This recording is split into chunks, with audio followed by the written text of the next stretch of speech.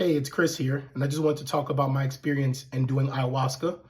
Um, I wanted to talk to you. I'm making this video because I take a very grounded approach to life. I do a lot of things that I'm a psychic, I'm a medium, I read cards for people.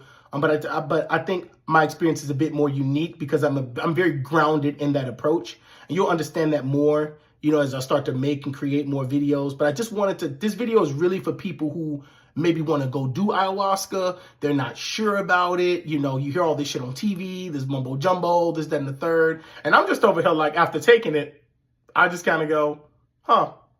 Well, that was an experience. Is it as bad as people say? It can be. Is that going to be your experience? Probably not. No, I'm not gonna lie to you. No, it wasn't my experience. No. Okay. So I did it last year. I did it last year around November. Especially if you go to like Peru or something like that, try to get your ticket in November because again, you cross the equator and the seasons are flipped. So you don't want to go in the flood season. You want to go in the dry season, right? Less mosquitoes. So I wanted an authentic experience. I told my first time, I wanted to be as authentic as I possibly could, even though that meant spending thousands of dollars like on plane tickets and the actual retreat. I did it. I just had some extra money lying around and I figured I would do it. So I did it. I booked it. Like I said, I booked it for November. I could tell you who I went through. If you're interested in that, just let me know in the comments below. So I went. It was a retreat style. So it was like one of these like retreat style. It wasn't like living in a hut.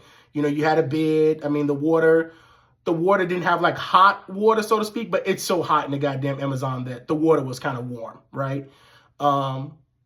There were activities to do during the day, but again, I'm only going to speak about like the ayahuasca retreat because I feel like that's what everybody was there for. So night one, after we got like the introductions and like you set your intentions and everything. So very first time taking ayahuasca, right? I don't do a lot of drugs. I'm not DMT, LSD type of guy. I've never been that type of way. I don't even smoke weed, right? So I took it. So let's talk about like the taste, right? So again, I want to give you like a very grounded kind of like approach. You should be ready to, if this is something that you want to pursue, then you should be ready to do it after this video. That's my hope, right? So you take it. They kind of gauge you at first. You don't, at my place, you didn't get to tell them how much you wanted to take for that first initial dose. They just kind of gauged you. They do have there are scientific things behind it that they understand about it. So I think it was like 30 milligrams for the males and 20 milligrams for the boys. They actually have the beacons and like the measuring cups, and they pour it in there, they bless it, and they give it to you. And when they give it to you, you set an intention for what you want it to be. All ceremonies take place at night. So and that's just because when you're under the influence like that, light can be like a real shocker to you. So that's the reason why they do it at night. So you take the beacon, you set your intention, you drink it. Now, taste. It tastes like the most bitter thing you would ever taste. But it wasn't nasty. It was just like a different taste. It was like, oh, okay. So you taste it, but the aftertaste is really what's going to kill a lot of you guys. The aftertaste is fucking horrendous. Like, it's bad. It's so bad that, again, even the shamans still do it to this day. They encourage it when you go back to the place that you're going to, be in for the night.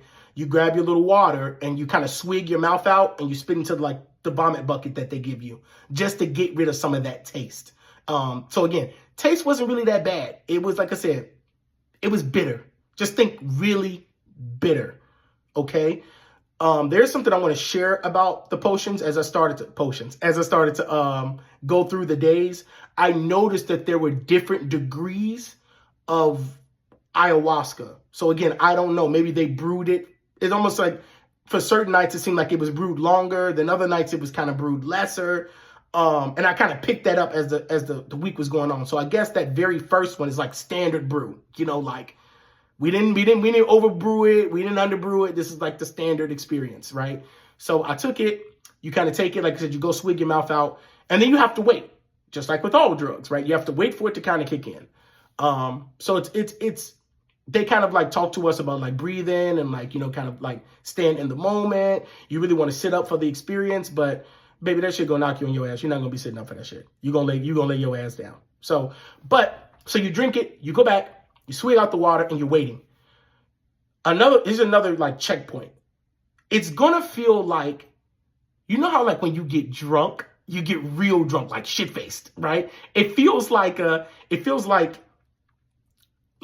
when you're about to puke because you're so drunk. You know that feeling you get right here in your stomach? You go, oh God, I'm about to, like you start salivating, right? Like I'm about to throw up. So there's an active part of it where you really have to work to keep it down, if that makes sense. Just like drinking, right? When you're fucked up, right? You're like, damn, I don't want to throw up here. So you're actively trying to like keep it down, so to speak. And some people just couldn't do that. I knew a guy, a great gentleman there. He couldn't do it. He just would vomit that shit up. He would drink it, and once it went through his digestive tract, his body just rejected it. Like, no, hell no. But that was his experience. That was his experience, you know. And some people would say, well, maybe he wasn't ready to work with ayahuasca. But then you look at the guy, and you kind of go, I mean, he's got his life together. There's probably not really much he needs to heal from, you know. But that was his experience. He just couldn't keep it down. He said, Chris, I can't keep it down. So, you know, it is an active thing. So after like, and that feeling will pass. And that's when it's going to start to kick in, once that feeling passes. So we're probably looking at 30 minutes or so before the drug actually like take effect, or the plant actually take effect. I'm going to get a lot of slack for calling it a drug because these fucking people are going to be like, oh, it's ayahuasca. But that's neither here nor there, right? So I took it. Obviously, like I said, you can't sit up because, again, your body just, if you've ever been on any of this type of stuff, right, you just feel so like, oh, my God, I just want to lay down. So I'm laying there, and I didn't get any visuals. So, again, everybody's experience is unique. That's what I want to leave you with. I didn't get any whole visuals, but I got hella downloads. I knew somebody was talking to me, right?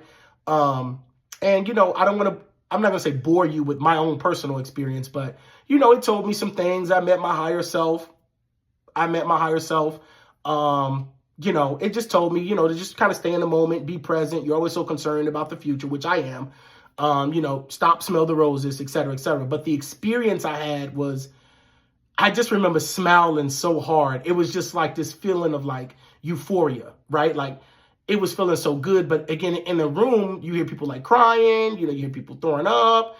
And before I started, I told ayahuasca, I said, look, man, I don't do the whole vomiting thing. It's going to have to come out the other end because it can come out two ways. You can either, you know, puke or take a shit, right? So I'm not a big throwing up guy. So that plant, that spirit heard me because, baby, I just was running to the bathroom, right? I could not physically, I just don't like throwing up.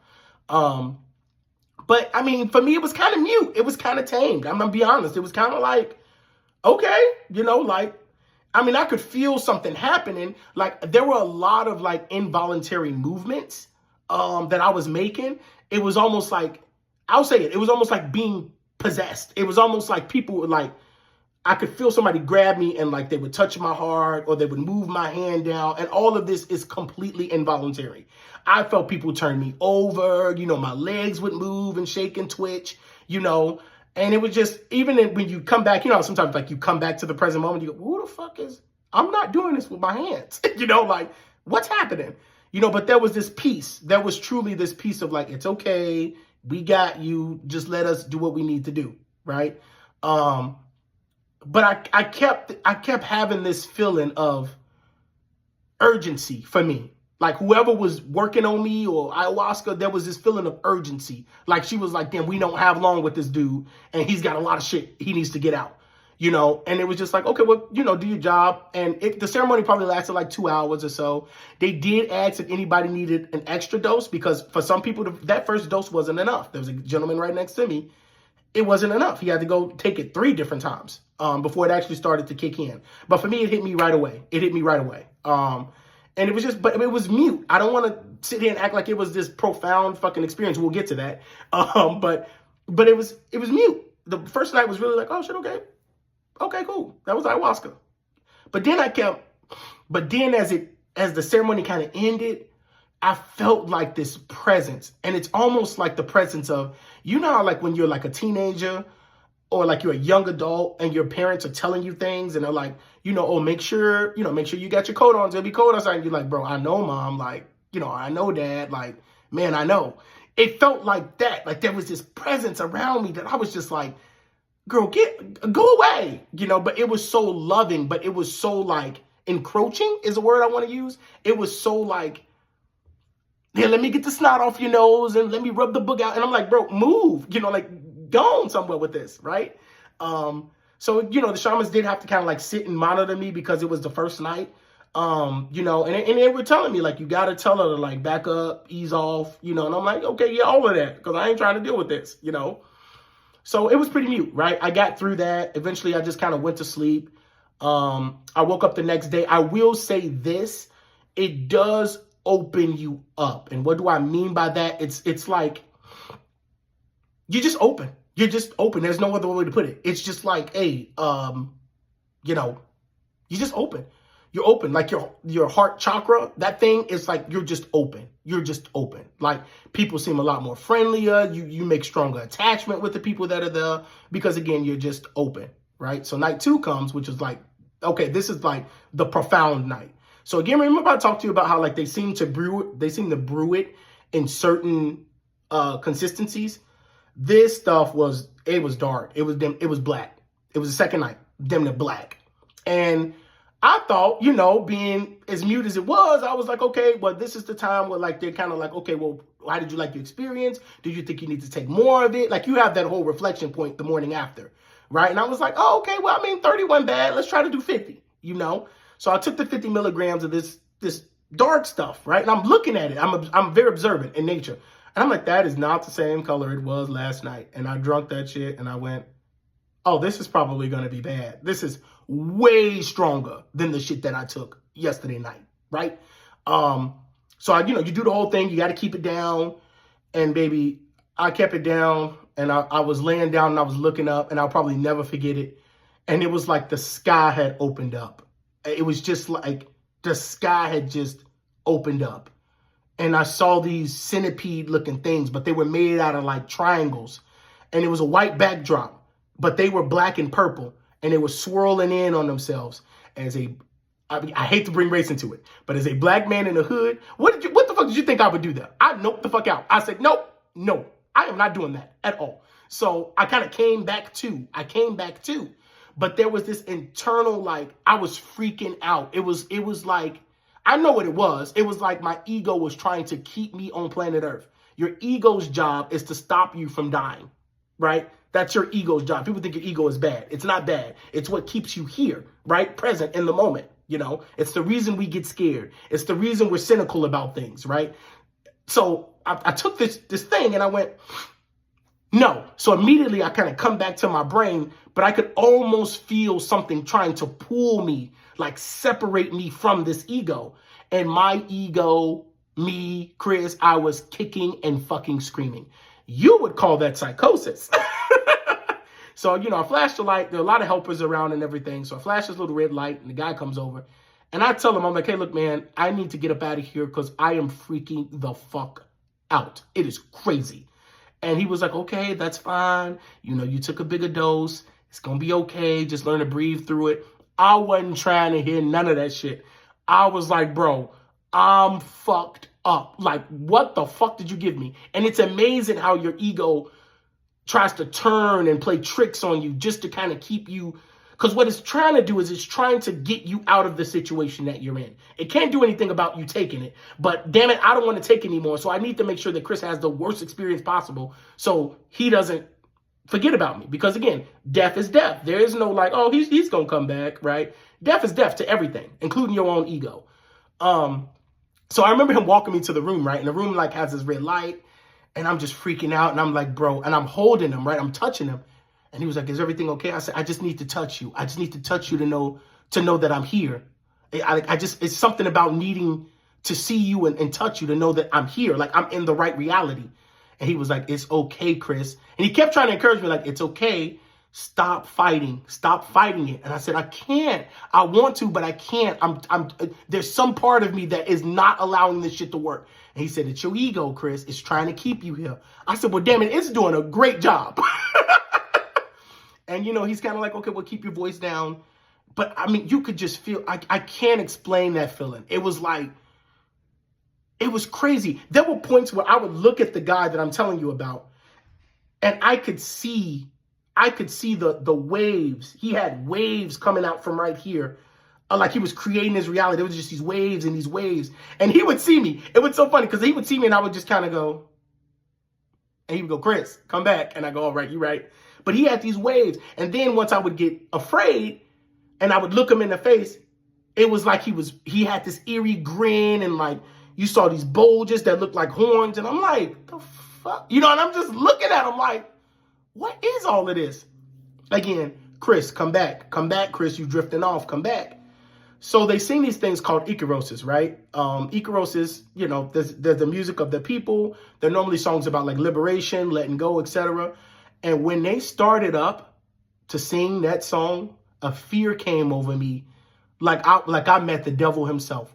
Whatever they did, I said, do not let them sing that song. I said, oh, please, God, don't let them sing that fucking song. And he's looking at me like, why not? I said, because, no, man, don't let them sing that fucking song. But I couldn't tell him why. You know, like, I was just so afraid. I was so torn. And I would just sit there. I'd sat there most of the night. I just sat in that little room watching people go in and out, in and out. And it was just like, it was so bad. It really was. It was so bad. I was so scared. And, you know, there was just a lot of encouragement. Like, Chris, you got to, like, let it go. You got to let the medicine work. And I'm like, y'all don't understand. I wanted the medicine to work, but there was some other part of me that I was not aware of that did not want this to happen for me. I don't know why. I can't tell y'all why. It was just what it is, right? And I remember just sitting there, laying there, and I was like, what am I so fucking afraid of? Like, why is this scaring me? And then you just get these downloads about like, well, Chris, every fucking thing scares you. Like, that's who you are. You're cynical in nature. You don't let life be. The unknown scares you. And that was the truth that at the time I kind of went, what? You know, like, I read cards, my guy. You know, like, all I do is talk to spirits, you know? What do you mean? And you could hear it. Like I said, there were downloads. It's like you're so afraid of every little thing. You gotta plan out every little thing. You're so afraid. You just need to stop. Just stop and let go. I did not let go that night, obviously. So the next morning comes, but I did. But you know what though? That was probably the most profound night. Was night 2. It was, for me, it was like, it took the cake. It was like, you could have sent me back on home after that. I felt like I hit a breakthrough. And I can't explain that because, again, nothing happened. I saw that quick little visual. I noped out of it. And then I would see these small visuals looking at him. Oh, that was another big thing. He had a cat. And I wasn't aware that he had a cat because an orange cat came through the wall and kind of sat next to him. And then the cat walked past me and disappeared. I saw the cat clear as fucking day. There were no cats in the room. And I looked at him and I said, he said, are you okay? I said, did you have a cat? Do you have an white orange striped cat? And he looked and he said, are you okay, Chris? I said, did you have a cat? And he went, well, yeah, I had a cat, but I want to make sure you're okay. I said, your cat was right there next to you. I said, your cat did. He said, yeah, it died when I was like 10, Chris. I said, your cat is right next to you. It just sat right next to you and went through the wall. And that's when he was like, okay, he tripping. But he did have that cat. So I thought that was pretty interesting to see it, you know? And then, like I said, the waves that he had coming out, it was just amazing. It was amazing. And like I said, I can't explain it. It just did something to me. Night 2 just did something to me. And it's like a background thing. I just can't explain what exactly did it do. But it definitely did something. So night 3, but then they tell you the next day that night 2 is always the hardest night for everybody. And I went, no shit, because you gave us the shit that's been sitting on the shelves and brewing for like centuries, you know? And, you know, people are like recounting their experiences, they're regaling their experiences, all of their breakthroughs. You know, it's wonderful, but it's like, yeah, I bet night 2 was fucking hard, you know? So night 3 was just kind of more muted for me because I felt like I got everything that I needed by night 2. I mean, I was really like, okay, you can take me home. I'm pretty much done. I'm done, you know? So night 2 was really muted. I went back down to 30 grams, obviously, because again, I wasn't trying to deal with that. And it was just very muted, you know, no real visuals or anything like that. Just a nice, peaceful. I guess my body was kind of getting used to it. So it's like a tolerance, right? So because I went back down, it was just kind of like, okay, this is night 2, right? And then the last night, it was really, you could tell that like they didn't brew it at all. It was very, very light brown. Almost tastes like pinto beans in flavor. It was very light, very pleasant to take. The experience was really pleasant. It was like I was floating on clouds. It was beautiful, you know. And that was pretty much my experience. Honest to God, that was pretty much my experience. I came my black ass on home. And now we have to talk about, okay, like after. What happened after, right? Because people say like, you know, oh, the after. It's the after that you have to worry about. You know, it's the 6 months and the years later you have to worry about. And one thing that it did end up showing me, and I took it the wrong way, my friend had did something really, really small. I mean, it was like minuscule. These are people I've known forever, right? And I took such a big offense to that. And the offense was kind of like, well, why do we always have to do whatever you want to do? Why can't we do what I want to do? And I mean, I made it a whole big deal. I stopped talking to them. I let them go. You know, I didn't speak to them for like, I mean, these are people I deeply care about. And I just did not communicate with them because I felt some type of way. And, you know, I sat there and I went, why am I feeling like this? Like, he does that all the time. Why do I feel like this? And it's like, because you never take care of yourself. And it just hit me like a ton of bricks. It was like, you're so fixated on making sure everybody else is okay. But now that you're kind of cleansed, so to speak, now you're learning to like play the game by your rules, so to speak. You know, it's okay to be selfish, Chris, is what they told me. You know, it's like, damn, I never thought of it that way. And you know what? I have spent my whole life being what they call having golden retriever energy. You know, and I thought, damn, I never thought of it that way. What a curious thing. So, you know, I made good with them and everything, but I had told them like, hey, look, I'm going to do my own damn thing. You know, I love y'all. I'm going to try to cooperate as much as I possibly can. But I'm looking out for number one. You know, like I have a responsibility. And, you know, they were kind of like, we thought you always looked out for yourself. I said, no, I would sacrifice. And even when back in the past, when I used in my Navy days and stuff like that, I would sacrifice. And it's like, you don't have to sacrifice, Chris. Just be you. You can have the cake and eat it too. You know, you can have good friends and you know, look out for yourself. And it was truly so eye-opening. It was like, damn. Yeah, I've always sought validation from other people. I never had it here. I never had a self-love here. I've always sought it from other people. And call it what you want. She gave me, almost restored that own self-love. So that's why I took it so offensive. Because it's like, bro, I want to do shit too, you know? So again, just having to work through stuff like that. I mean, that was, like I said, a year ago. Since then, like I said, my experience has been pretty mute.